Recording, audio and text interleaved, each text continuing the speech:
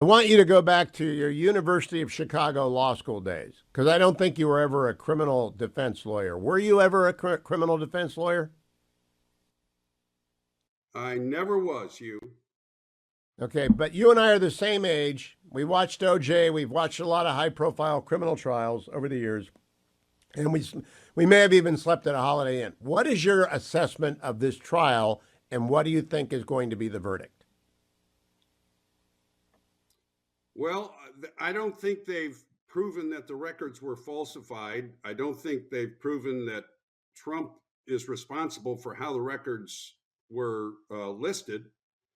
And I don't think they've proven that there was any fraud. Other than that, I think on the merits, the case is fine. I think the case is Oh, we lost unproven. him. The internet killed. You're still there. I lost your hearing, Jim. Go ahead.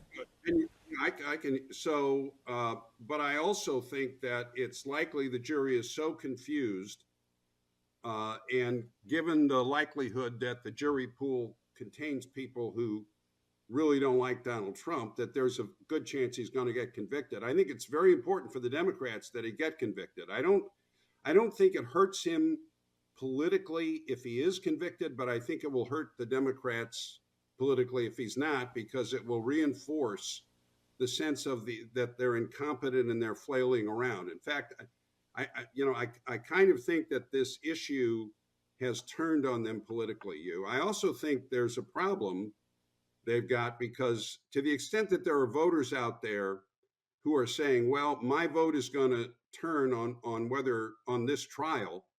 Well, by definition, those are people who are going to pay attention to the trial and how it was conducted. And if they do that, they're going to see how unfair the trial was.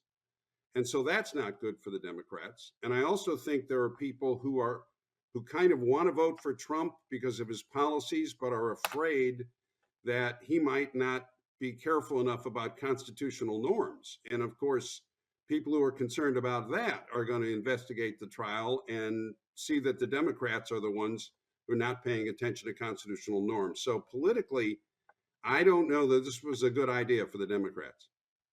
I agree with all of that. I want to play for you a cut from President Biden yesterday talking about constitutional norms, and I want to make sure I get it right. It is cut number 6. Play that for Senator Talent, please.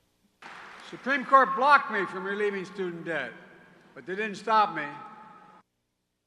All right, Jim. The Supreme Court blocked me from forgiving student debt, but they didn't stop me. Is that flouting constitutional norms? Well, sure, because look, you and I know this. Remember, this idea of student loan debt has been around for a long time.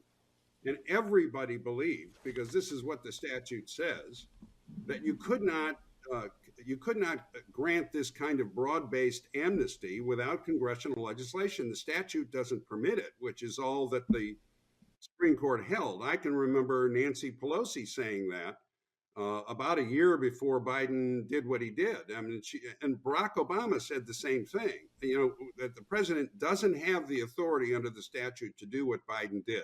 That's the reason the Supreme Court held what it held. The only issue in that case was standing. You'll recall that, you're the expert on it, not me.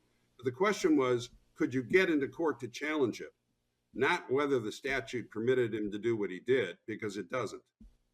It doesn't. You're right. The only thing I really know much about in federal court is standing. I argued that before the Ninth Circuit, successfully before Judge Reinhart, in fact. But let's go beyond that, Jim, and talk a little bit. I'm going to have Jerry Hendricks on for a half hour about submarines, because Roger Wicker put out this amazing plan yesterday, and we really need our submarine capacity. Is the Reagan Foundation studying this, your national security? Our submarine capacity is everything, and it's limited. What do you think?